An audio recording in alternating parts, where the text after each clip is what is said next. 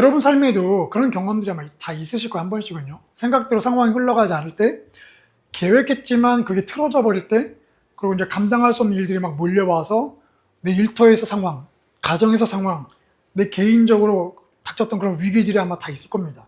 근데 그 위기를 어떻게 넘기셨습니까? 아마도 하나님을 원망하면서 방황했을 수 있고, 또는 기도하는 가운데에 그 위기를 빨아들이고 흡수하고 그 다음에 그 위기를 넘겼을 수도 있겠죠. 근데 놀라운 소식은 그 위기들이 또 온다는 거죠. 더 놀라운 소식은 더 큰 위기가 또 우리 삶에 분명히 올 거라는 겁니다. 끊임없이 찾아올 텐데, 그래서 우리가 이제 보험들을 들잖아요. 재정의 위기에 대해서 보험을 들기도 하고, 관계의 보험을 들어서 깊이 있게 사귀지 않고 적당히 거리를 두기도 하고. 근데 성경을 보면 우리만 이런 일을 겪은 게 아니더라고요. 예수님, 우리가 믿는 예수님, 우리 믿음의 본인 되신 예수님도 이런 상황이 갑자기 틀어지는 일들을 경험하셨던 것을 우리가 본문을 통해 보게 됩니다.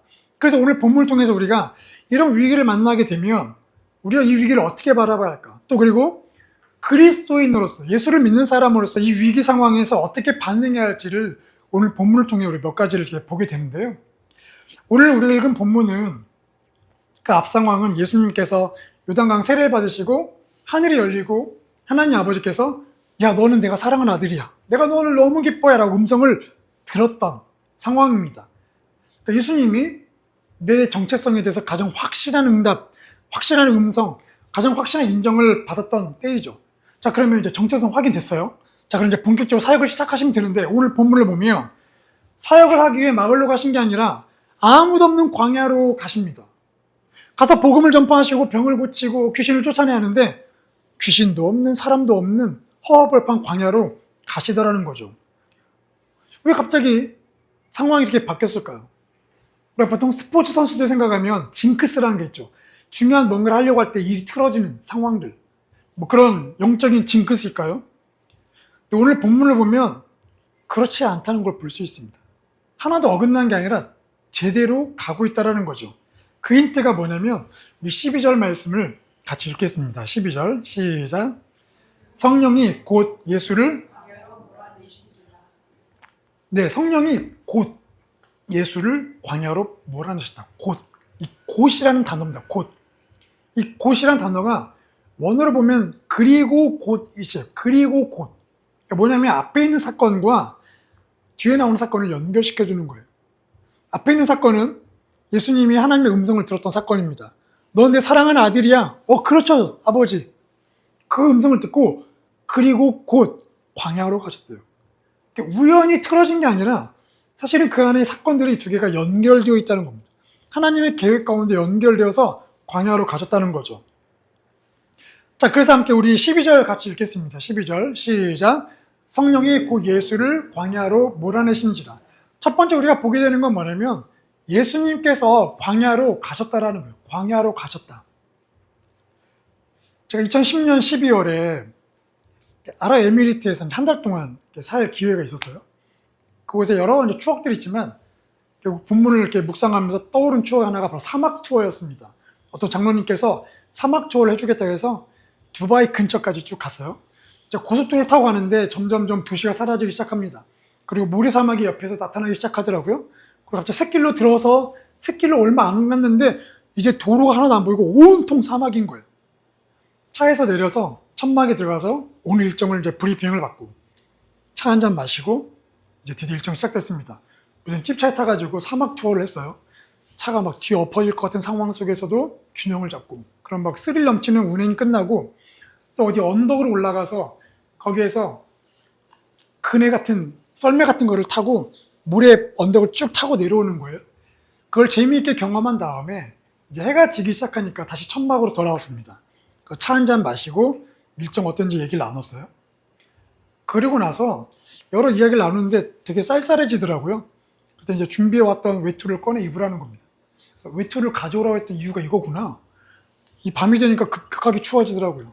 그래서 외투를 입고 이런 얘기를 나누다가 제가 문득 이렇게 밖에 나와보고 싶더라고요. 밖은 어떤 느낌일까? 나왔더니 깜짝 놀랐습니다. 그냥 캄캄하고 하늘에 별만 떠 있더라고요. 이걸 좀 바꿔 표현하면 하늘에 별 떠 있는 게 어색하더라고요. 왠지 떠 있으면 안 될 것 같은 이 캄캄함을 깨뜨리는 느낌의 별들이 떠 있더라고요. 근데 그때 순간 갑자기 두려움이 찾아왔습니다.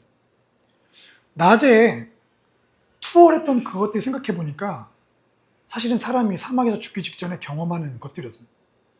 자동차를 타고 가다가 사막의 구덩이에 빠질 뻔하다가 이렇게 올라왔던 그것이 사실은 자동차가 없으면 그 구덩이에 빠진 순간 그냥 모래에 파묻히는 거죠.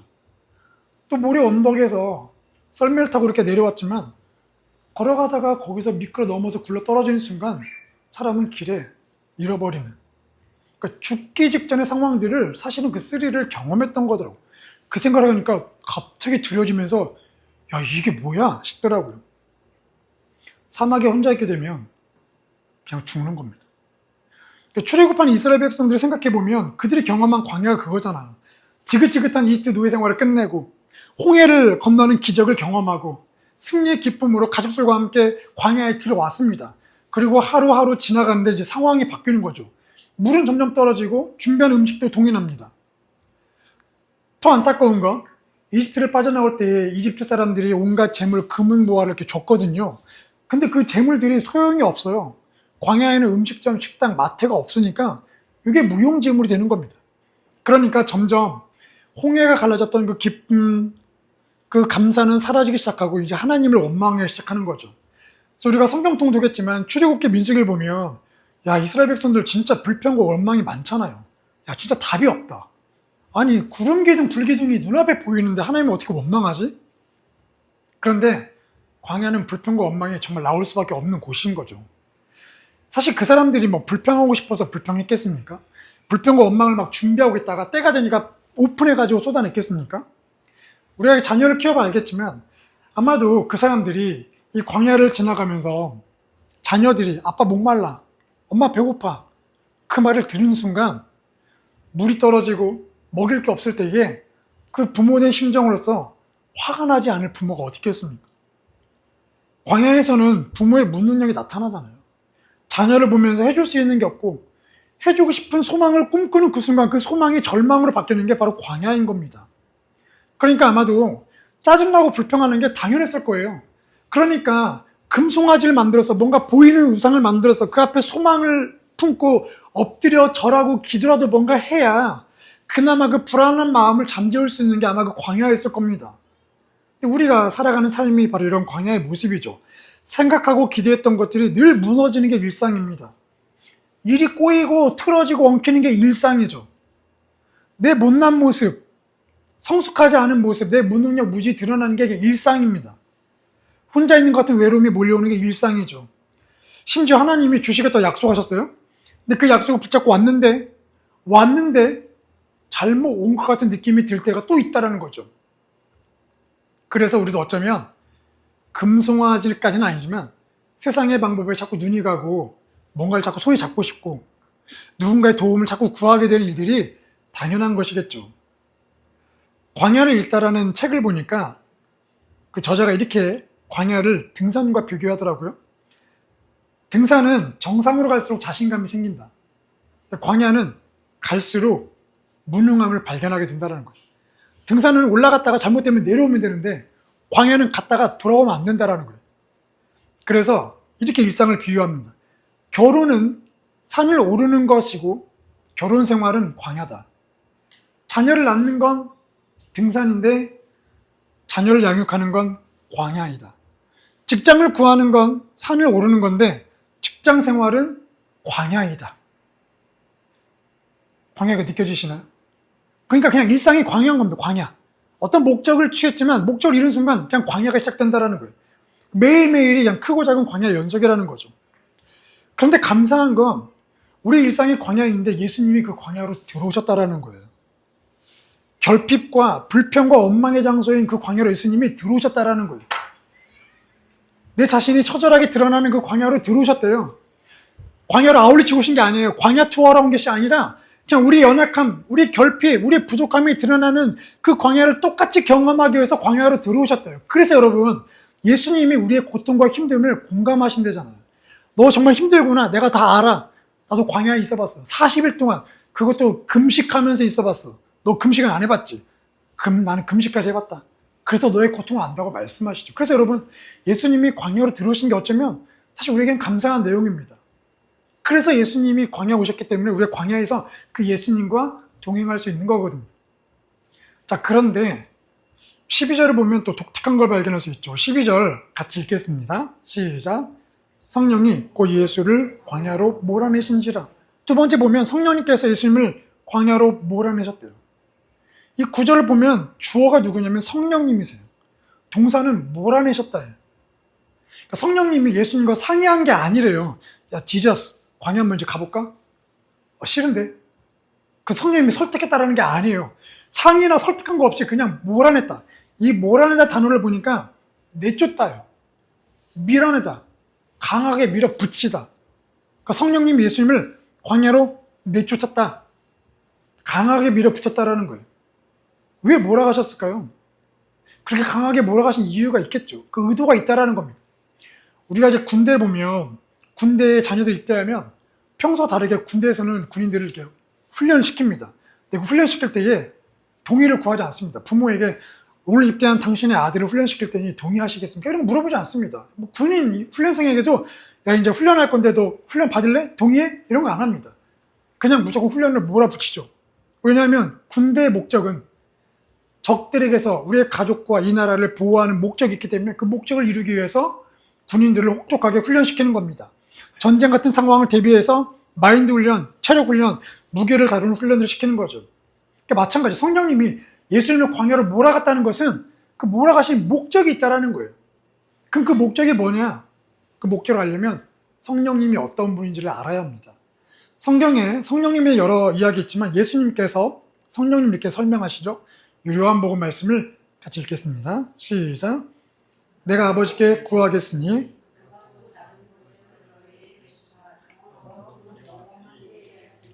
그는 진리의 영이라. 네, 예수님이 성령님을 소개하기를 두 가지로 소개했어요. 보혜사라, 보혜사. 옆에서 돕는 분이다. 두 번째는 진리의 영이시다. 세상의 지식은 늘 변합니다. 요즘 AI 때문에 이 지식 경쟁이 더 가속화됐는데요. 세상의 모든 지식의 출처는 어딜까요? 바로 성령님이십니다. 이 땅의 모든 지식들은 다 성령님에게 나와요. 그러니까 성령님이 진리의 영이시다는 얘기는 이 땅의 모든 지식들의 옳고 그름을 성령님이 분별하신다는 거예요. 그래서 우리가 성령님과 동행하게 되면 그 진리의 영인 성령님 통해서 우리가 진리와 지식과 지혜를 우리가 알 수 있다는 거죠. 이걸 종합해보면 성령님 예수를 광야로 몰아내셨다는 건 뭐냐면 성령님이 예수님 옆에서 동행하면서 도우면서 그 광야에서 진리를 드러내시겠다라는 거예요. 진리를 보여주겠다라는 겁니다. 제가 군대 있을 때 굉장히 재미있는 경험을 했는데요. 어느 이제 수송부에 놀러 갔습니다. 그랬더니 이제 한 트럭을 시동을 켜놓고 군인들이 막 다 줄 서 있더라고요. 그래서 무슨 상황이야? 했더니 군인들이 다 자기들이 서로가 내가 트럭을 잘 몬다라는 거예요. 서로 이렇게 말다툼하고 있으니까 수송부장이, 수송과장님이 화가 나가, 짜증나가지고 야, 시동 한 대 켜봐. 수송 트럭 한 대를 시동을 켰습니다. 그럼 군용 트럭은 뒷바퀴가 바퀴 두 개가 이렇게 붙어 있거든요. 그랬더니 가서 계란 두 개를 들고 오더니 일정한 간격으로 계란 두 개를 놓더라고요. 그리고 모든 운전자에게 어떤 미션을 줬냐면 야, 트럭을 후진해서 그 뒷바퀴 사이로 계란을 통과시키라는 거예요. 통과시키는 애가 제일 운전 잘하는 애야. 3명씩 운전을 시킵니다. 그랬더니 누가 먼저 운전했을까요? 그렇게 잘난 차던 병장들이 운전 먼저 안 하고 이등병 시키더라고요. 야, 너부터 해. 3명씩 다 운전했습니다.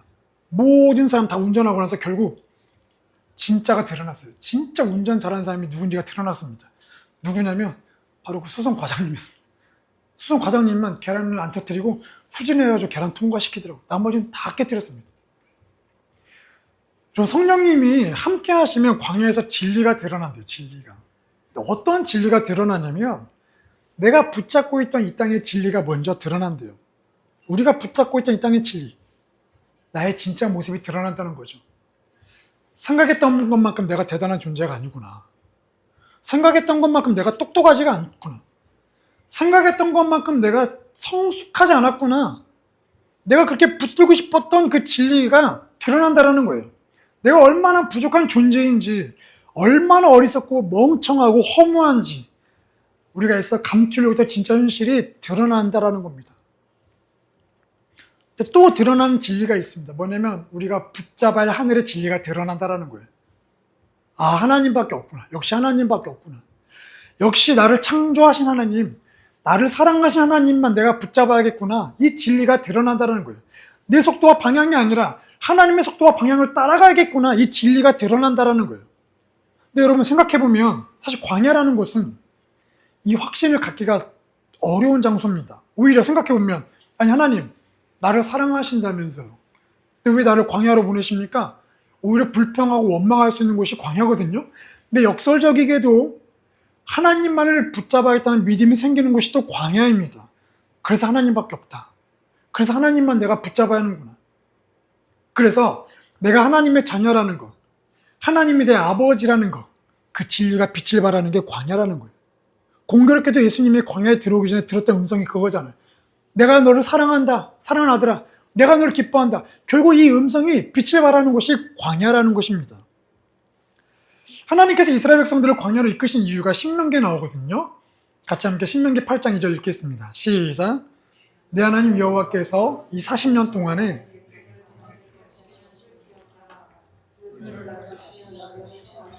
내 마음이 어떠한지 그 명령을 지키는지 지키지 않는지 알려 하심이라. 네, 하나님께서 이스라엘 백성을 광야로 몰아넣으신 이유가 테스트하는 거래요. 테스트. 고통을 주기 위해서가 아니라 테스트. 정말 너희가 나를 믿고 있는지, 너희가 하나님을 믿고 있는지.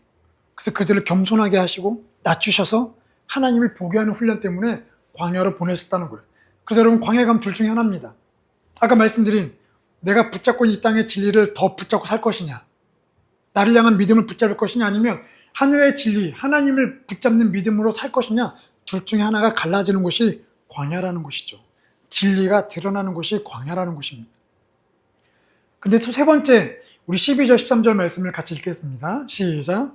성령이 곧 예수를 광야로 몰아내신지라 광야에서 들짐승과 함께 계시니 천사들이. 세 번째 우리가 보게 되는 건요, 예수님께서 성령에 몰아가심에 순종하셨다라는 거예요. 예수님의 반응을 보면 아유 하나님, 내가 그래서 하나님의 독생자 아닙니까? 제가 굳이 광야로 왜 가야 합니까? 이 어떤 인간도 가지 않으려는 곳이 저 광야인데, 다들 저기서 벗어나고 싶은 광야인데 굳이 제가 거기를 왜 가야 합니까? 그래도 내가 하늘의 왕인데. 그런 저항을 하지 않으세요? 오히려 순종하셔서 광야로 들어가십니다.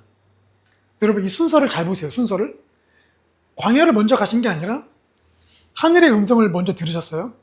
넌 내 사랑하는 아들이야. 이 음성을 들으시고 그 다음에 광야로 가셨다는 겁니다. 이 순서를 잘 보셔야 합니다. 우리가 오해하면 안 되는 게 한 가지 있는데요. 예수님과 하나님의 관계가 아버지와 아들 관계라고 해서 기계적 관계가 아니라는 거예요. 다시 말하면 인격적인 관계. 인격적이라는 건 선택할 수 있다는 겁니다. 그러니까 예수님이 하나님의 아들이니까 자동적으로 하나님 말씀하신 거에 자동적으로 막 순종하는 게 아니라 순종 안 할 권리도 있다는 거예요. 아니 하나님 나를 왜 광야로 보내시죠? 그 광야에서 하나님의 자녀된 것을 내가 믿고 받아들일 것이냐, 아니면 거기에서 이 결핍과 부족과 무능력 속에서 하나님의 자녀라는 정체성을 포기할 거냐, 이 선택이 예수님께도 있었다라는 거예요. 근데 예수님은 하나님을 선택합니다. 하나님을 사랑하고 신뢰해서 순종해서 광야로 들어가시죠. 사실 광야는 이스라엘 백성들이 실패를 거듭했던 곳입니다. 분명히 눈앞에 구름 기둥과 불 기둥이 눈앞에 보이는데도 불구하고, 그리고 하나님이 매일 아침 만나를 주시고 메추라기를 보내셔서 눈으로, 코로, 입으로 하나님의 인도하심을 매일 경험했지만 그 믿음이 또 실패된 곳이 광야죠. 조금만 마음에 안 들면 하나님을 원망하고, 조금만 내 뜻대로 안 되면 불평하고, 그래서 믿음이 생겼다가 실패하는 곳이 광야입니다. 우리가 살아가는 신앙생활의 축소판이죠. 그런데 그 실패 장소에 예수님이 들어가셨다라는 거예요. 그 광야로 들어가셔서 실패하고 순종하지 못했던 우리의 모습 가운데 예수님이 순종하셨어요. 하나님의 말씀이 뭔지 순종하고 들어가셨습니다. 그래서 광야에서 하나님의 능력으로, 예수님의 능력으로 사역을 먼저 시작하신 게 아니라 먼저 필요한 것은 하나님께 순종하는 것이라는 것을 우리에게 보여주셨다라는 거예요. 놀라운 기적보다 순종이 먼저라는 걸 우리에게 보여주셨다는 겁니다. 그리고 성경을 보면 놀랍게도 이스라엘 왕들 중에 광야를 통과하지 않았던 두 명의 왕이 등장합니다. 우리가 잘 아는 위대한 유명한 왕 두 명. 첫 번째 왕은 사울 왕입니다. 사울 왕은 광야 생활이 없었어요. 첫 번째 왕으로서 어떻게 임명되어서 왕이 됐습니다. 결국 그의 끝은 뭐죠? 하나님께 불순종하고 버림받았습니다. 또 광야를 통과하지 않은 또 다른 왕이 있는데요. 그 왕은 진짜 굉장히 대단한 왕이었습니다. 바로 솔로몬 왕이죠. 솔로몬은 하나님이 거하신 솔로몬 성전을 지었던 왕입니다. 하지만 그는 아버지의 후광이 있었지만 스스로의 광야가 없었어요.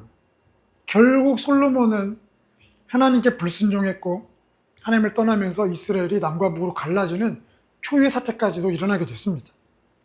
여러분, 광야를 통과하지 않고 얻은 성공과 명예는요, 복이 아니라는 거예요. 그런데 다윗을 보면 왕으로 기름 부음 받고 나서 그가 이스라엘 왕으로 세워졌을 때는 아마도 10년, 20년 걸렸을 겁니다. 오랜 세월 동안 신경쇠약자가 될 정도로 광야에서 도망자 신세를 지냈습니다. 그런데 오히려 광야에서 하나님을 향한 믿음은 더 커져갔죠. 순종의 능력은 차곡차곡 쌓여져 갔죠. 결국 때가 되어 왕이 되었을 때에 하나님은 다윗을 통해 이스라엘을 최강국으로 만드셨다라는 거예요.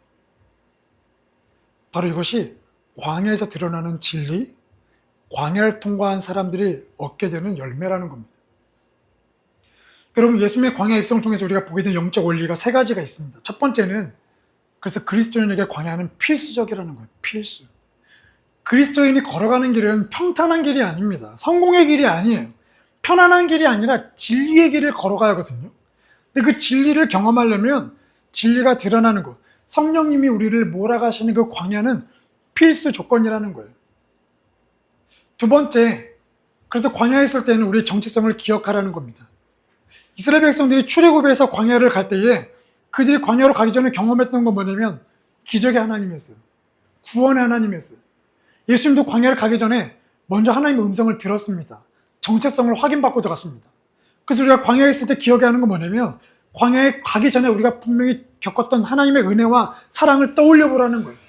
또 광야 속에서 내가 하나님의 자녀라는 정체성을 떠올리라는 겁니다. 이게 필요하다는 거죠. 마지막 세 번째는 뭐냐면 그래서 그리스도인은 광야에서 탈출보다 순종을 배워야 한다는 거예요. 겉으로 보기에 광야는 결핍과 고생과 고통의 현장이지만 영적으로 보기에는 하나님의 사랑과 보호하심을 경험할 수 있는 장소죠. 하나님의 자녀를 성장시키는 은혜의 장소입니다. 하나님의 일하심을 볼 수 있는 장소라는 거죠. 그래서 광야에 있을 때는 탈출의 능력을 배우면 안 돼요. 탈출의 스킬을 배우면 안 됩니다. 거기서는 순종의 능력을 배워야 돼요. 순종하는 스킬을 배워야 돼요. 그래야 하나님의 자녀로서 우리가 믿음이 탄탄해지는 거거든요. 그러면 오늘 이 말씀을 우리 개인에게 적용해 보면 어떻게 될까요? 첫 번째, 여러분 어떤 광야를 지나고 있습니까? 어떤 부족, 어떤 결핍, 또 내 능력으로 되지 않는 어떤 상황들을 여러분이 지나고 있는지 한번 찾아보세요. 분명히 우리는 일상의 광야를 성령님이 몰아넣으신 광야를 지나고 있습니다. 그럼 두 번째, 성령님이 그 광야에서 어떤 진리를 깨닫게 해주신지를 확인해 봐야 한다는 거예요. 혹시 우리가 여전히 붙잡고 있는 이 땅의 진리가 뭔지를 성령님이 보여주셨는지, 내가 붙잡아야 하늘의 진리를 보여주고 계시는지 그 진리를 확인해 봐야 한다는 거죠. 그래서 세 번째, 그러면 그 광야에서 내가 해야 할 게 뭔가? 광야를 발견했고 그 진리를 발견했다면 그 광야에서 우리가 하나님과 말씀 약속을 꼭 기억하셔야 돼요. 그리고 바뀌어야 할 것은 이 상황이 아니라 내 자신이라는 것을 꼭 기억하셔야 합니다. 그래서 광야를 빨리 벗어나게 해달라고 기도하지 마시고 광야를 통해 배워야 할 것을 내가 배우고 경험하게 해주십시오. 또 세 번째, 성령님의 몰아가심에 감사해야 돼요. 감사합니다, 성령님. 나랑 상의하지 않고 몰아넣으셔서 감사합니다. 좀 힘들긴 한데 몰아넣으셔서 감사합니다. 그리고 우리가 이제 성경 읽고 있잖아요. 성경 읽고 기도를 하고 있잖아요. 이게 신앙생활의 베이직이면서 사실 이게 왕도인데 이 성경 읽기 기도하시면서 성령 인도하심을 계속 배워가 보세요. 오늘 성경 읽었는데 아, 이 내용이구나. 그래서 지금 날 이렇게 훈련시키시는구나. 배워가 보세요. 그래서 이번 주에 한번 적용을 이거 해보면 좋을 것 같아요. 여러분 성경 읽기 어플 있잖아요. 그 어플 밑에 보시면 한 줄 감사 있는 거 아세요? 한 줄 감사? 네. 성경 읽기를 하시고 하루를 마무리하면서 성령님이 나를 몰아가셨는데 그 몰아가신 것 가운데 이 진리를 내가 깨달았다. 나를 이렇게 인도하시는구나. 순종의 기술이 이런 거였구나. 깨달았으면 여러분 거기에 한 줄 감사 적어보세요. 하나님 오늘 내 안에 순종의 기술을 가르쳐 주시면 감사합니다. 짜증날 뻔했는데 감사하게 하면, 화날 뻔했는데 원망할 뻔했는데 등등등 블라블라블라. 여러분 이렇게 감사를 한번 해보세요. 그래서 여러분 오늘 이 말씀을 삶에서 계속 적용해 보세요. 아, 광야다. 예수님도 광야 가셨지. 성령이 날 몰아내셨구나. 진리를 알게 하시는구나. 이 진리를 깨달았어서 감사합니다. 그래서 여러분 광야가 우리 안에 그런 성장의 장소가 됐으면 좋겠습니다. 그리고 동시에 우리 교회에도 하나님이 말씀하시죠. 그럼 이 말씀 우리 공동체 어떻게 적용할 것이냐. 지금 우리도 어떤 광야를 지나고 있잖아요. 부족하잖아요. 뭐 장소가 부족할 수 있습니다. 뭐 사람이 부족할 수 있어요. 뭐 스텝이 부족할 수 있어요. 사실 뭐 일이 없어서 스텝이 또 그렇게 많지는 않지만 어쨌든 뭐가 부족할 수 있습니다. 그런데 그런 부족한 광야를 지내게 하신 이유가 뭘까? 성령님 우리에게 말씀하는 진리가 뭘까? 이 교회를 통해 공동체를 통해 주시는 진리가 뭘까? 지난주에 제가 진리 하나 찾았습니다. 건강한 울타리 만들기잖아요. 그럼 또 우리에게 말씀하시게 또 이 시기를 통해서 말씀하시는 게 있겠죠. 그러면 그걸 통해서 빚어나가실 것을 우리가 기대하는 겁니다. 우리가 감사한 거는 같은 본문의 성경을 읽고 있잖아요. 예전에는 제가 잘 몰랐는데 같은 본문을 읽고 있다 보니까 제가 이렇게 밤에 이제 또 성경 또 다시 읽으면서 기도를 하다가 문득 든 생각이 같은 본문을 읽고 있다라는 게 이런 거구나. 같은 생각을 주시겠구나. 각자 주시는 말씀과 또 같은 내용을 주시는 영적 도전이 있겠구나. 이게 굉장히 감사하더라고요. 이번 주는 여호수아 본문입니다. 본격적으로 땅에 들어가요. 땅을 차지하러 가고 전쟁합니다. 장애물을 넘어서요. 우리 개인에게 또 주시는 메시지가 있으면서 동시에 아마 우리 교회에 주시는 메시지가 있을 거예요. 생각나면 여러분 같이 기도하십시오. 하나님, 이 교회가 넘어야 할 장애물 때문에 넘게 해주십시오. 그래서 제가 개인적으로 이제 기도하면서 올해 이제 이사야 말씀 읽으면서 주셨던 말씀이 내 장막터를 넓히라고 말씀하신 이사야 53장 말씀이 있거든요. 그래서 제가 그 말씀을 붙잡고 기도하고 있습니다. 하나님, 저한테 말씀하셨죠? 네, 그렇게 하겠습니다. 장막터를 넓히면서 가겠습니다. 하나님 터를 넓히고 확장해 가겠습니다. 그러면 하나님 보여주십시오. 기도하고 있거든요. 여러분 성경 통독하시면서 동일한 마음 주시면 기도하십시오. 그래서 함께 우리가 이 광야의 때에 힘들지만 하나님이 인도하시는 그 광야의 기쁨 우리가 누리면 좋겠습니다. 그리고 그 복들을 우리가 마음껏 누리고 풍성한 삶을 우리가 경험하면 좋겠습니다.